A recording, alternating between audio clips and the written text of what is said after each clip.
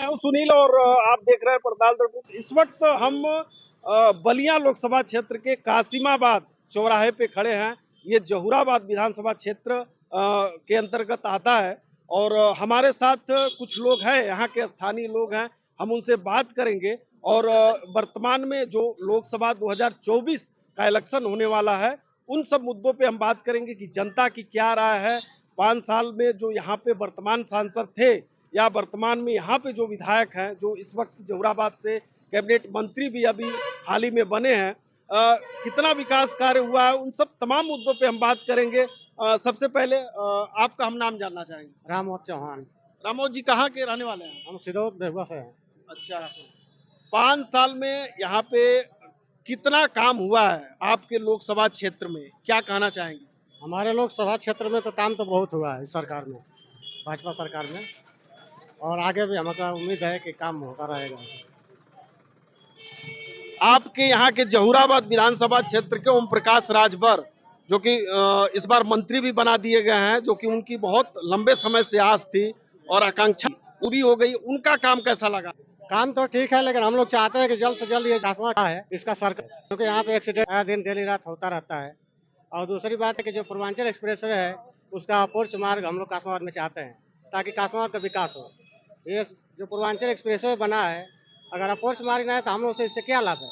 इतना जमीन गया है, पैसा तो आया, हाथ का मैल हो तो निकल जाता है। अप्रोच मांग की मांग आप लोग करते हैं, अप्रोच मार्ग की। आपका नाम? मेरा नाम सर राजेश कुमार गौतम, कहाँ के रहने वाले हैं? मौरदा ब्लॉक ग्राम सभा खुदैन से। क्या लगता है आपके जहूराबाद से ओम प्रकाश जी कैबिनेट मंत्री बन गए हैं? ठीक है, अच्छी बात है, बन गए कैबिनेट मंत्री, तो इनके लिए मैं धन्यवाद देता हूँ। और आगे अब 2024 का चुनाव तो बताएगा ना कि क्या होगा क्या नहीं होगा।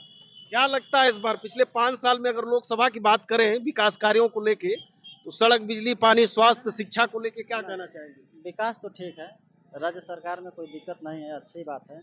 अतिक्रमण हर जगह जो है खाली कराया जा रहा है, बहुत बढ़िया है। तो खैर योगी जी का सराहनीय चीज़ है, तो ऐसा नहीं है कि नहीं, गरीब आदमी का कुछ सुना जा रहा है, कुछ अतिक्रमण के मामले में ठीक काम कर रहे हैं।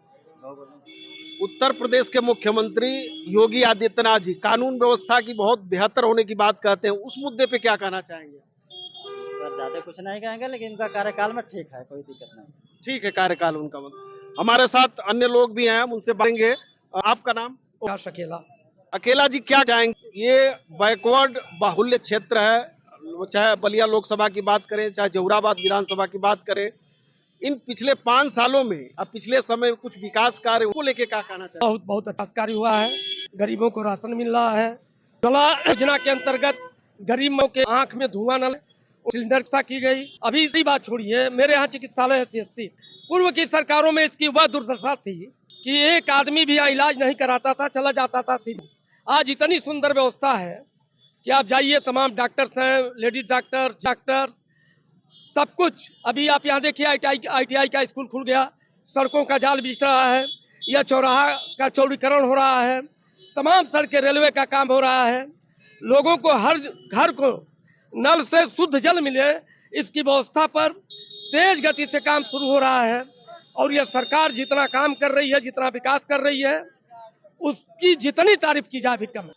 योगी आदित्यनाथ कहते हैं कि जीरो टॉलरेंस की अपनाते हैं, बावजूद इसके परीक्षाओं में जिस तरीके से सेधमारी हो रही है, आप पिछले समय देखे, आप पुलिस भर्ती परीक्षा लीक हुई, उसके रद्द भी करनी पड़ी, RO की परीक्षा रद्द करनी, बावजूद इसके सख्ती के कैसे संभव हो रहा है? जो इस तरह के कृत्यों में लिप्त है, सबके खिलाफ यार कार्यवाही करें, तमाम पकड़े हैं, जेल के होंके पा रहे हैं, और निष्पक्षता के साथ परीक्षा होगी। यह उम्मीद है, सबको विश्वास है कि निष्पक्षता के साथ होगी। जो पूर्व की सरकारों में जो कृत्य क्या करते थे, उनके में था कि इसमें वही करेंगे, लेकिन पूज्य योगी जी महाराज की सरकार ने उनको सबक सिखाने का काम किया है, और जो जिस लायक होगा उसको वह काम मिलेगा, निष्पक्ष भर्ती होगी और उसकी परीक्षा होगी और परिणाम निकलेगा। अच्छा, ये पूर्वांचल का जो पूरा बेल्ट आता है, लोग कहते हैं कि यहाँ पे जातिगत फैक्टर हावी रहता है, विकास कार्य भी होते हैं, लेकिन जब वोट देने की बारी आती है तो लोग जाति को देख देते हैं। नहीं, हम लगातार इधर चुनाव शुद्ध लोग विकास के नाम पर, मोदी जी के नाम पर वोट दे रहे हैं, लोगों की आस। अभी एक चीज जो टीवी पर कल परसों लोगों ने देखा, आपने भी देखा होगा, जो श्रीनगर थे, इस देश के प्रधानमंत्री जी, जहां पहले प्रधानमंत्री थे तो कहना पड़ता था कि वह जाए और चले आए, और वह गए और लोगों को बुला कर गए तो आइए मैं आ रहा हूँ। लाखों लाखों की भीड़ थी, जो वहां लोगों के दिमाग में कुछ और भरा जाता था। लोग यह कहना शुरू किए यहाँ 370 की बात की जाती है। वहां के लोग कह रहे थे 370 हटा तो कश्मीर, जम्मू कश्मीर विकास के पथ पर बहुत तेज गति से आगे बढ़ रहा है। वहां जिस लाल चौक पर पाकिस्तान का झंडा फहराया जाता था, यह सरकारी वहां तिरंगा आ रहा है और सब लोग रैली में आए।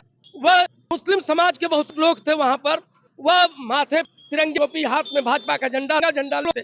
और जो लोग रास्ते में देख रहा था कि पाकिस्तान जान मेरी, वहां जो दिग्भ्रमित थे नारा लगाते, आज लोग आ रहे थे हिंदुस्तान मेरा।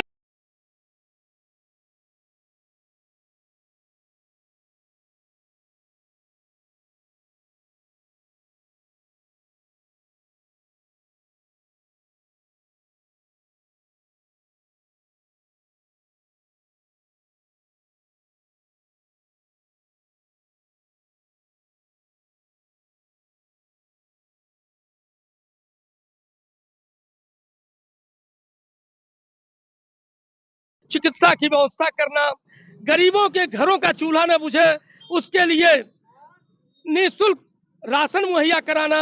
अकेला जी बहुत बड़ी बात हो गई। हम अब स्थानीय मुद्दे की से वीरेंद्र 5 सालों का कार्यकाल कैसा? बहुत कार्यकाल अच्छा है।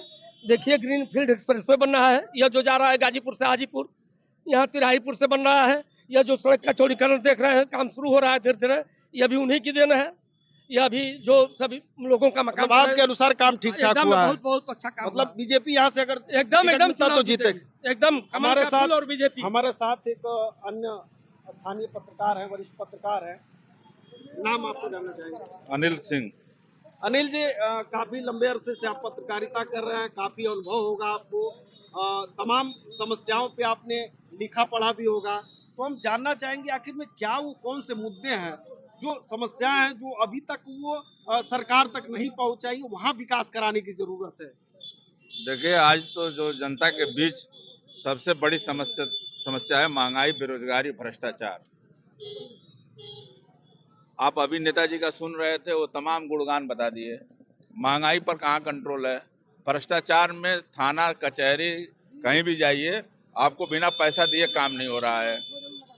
अगर ये अधिकारी लूट रहे हैं और भाजपा का कोई कार्यकर्ता उस अधिकारी को कंट्रोल नहीं कर रहा है, तो इसका मतलब कि ये पैसा सीधे सरकार को जा रहा है। ये अधिकारी बेईमान क्यों है? जनता की काम क्यों नहीं हो रहा है? बिना पैसा दिए कोई काम नहीं हो रहा है। और आज देखिए बेरोजगारी चरम सीमा पर है। ये आज तक योगी जी का ये दूसरा कार्यकाल है।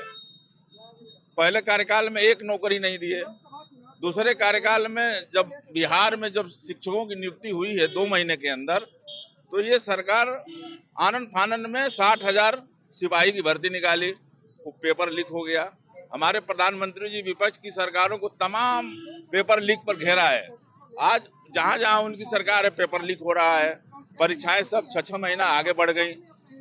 बेरोजगारी को कैसे कंट्रोल करेंगे? 1 करोड़ रोजगार देने के लिए बात किए थे, हर वर्ष 1 करोड़। आज चाय पकौड़ा ठेला लगाइए, यही रोजगार। और हमारे क्षेत्र की बात करें तो ये काफी पिछड़ा क्षेत्र है, काफी गरीबी झेला हुआ क्षेत्र है। ये वामपंथियों का इलाका रहा है।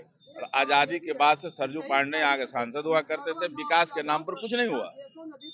1980 के दशक में जब कांग्रेस से एक मंत्री हुए यहाँ के विधायक, लेकिन एक देख रहे हैं कि आपके क्षेत्र के लिए बहुत बड़ी सौगात है, भाई साहब बता भी रहे थे, देख रहे हैं पूर्वांचल एक्सप्रेसवे आप ही की साइड से। ये पूर्वांचल एक्सप्रेसवे केवल कासिमाबाद का विकास नहीं है।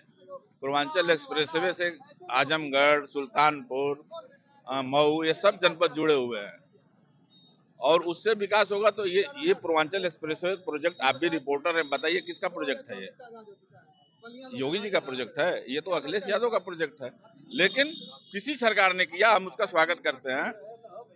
आवागमन का साधन बढ़ा है, लेकिन पूर्वांचल एक्सप्रेसवे से रोजगार बढ़ेगा, ये मैं नहीं समझ रहा हूँ। सरकार कहती है कि 0 टॉलरेंस की नीति है, वो अपना के चलती है, लेकिन भ्रष्टाचार कहीं न कहीं अभी पुलिस थानों में, जैसा कि आप बता भी रहे थे, वो कहीं न कहीं चीजें देखने सुनने को मिल जाती है।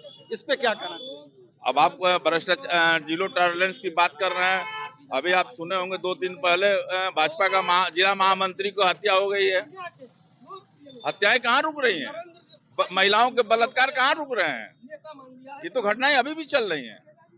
ये केवल हिंदू मुस्लिम और जाति और धर्म के आधार पर बांटे हुए हैं, नहीं तो कोई काम नहीं है धरती पर। जैसा कि सुन रहे थे हमारे साथ वरिष्ठ पत्रकार थे, यहाँ की जनता थी और सबका एक ही मत कहना है कि अलग अलग लोगों का मत है, कुछ विकास कार्य यहाँ पे हुए हैं, कुछ बाकी होना है।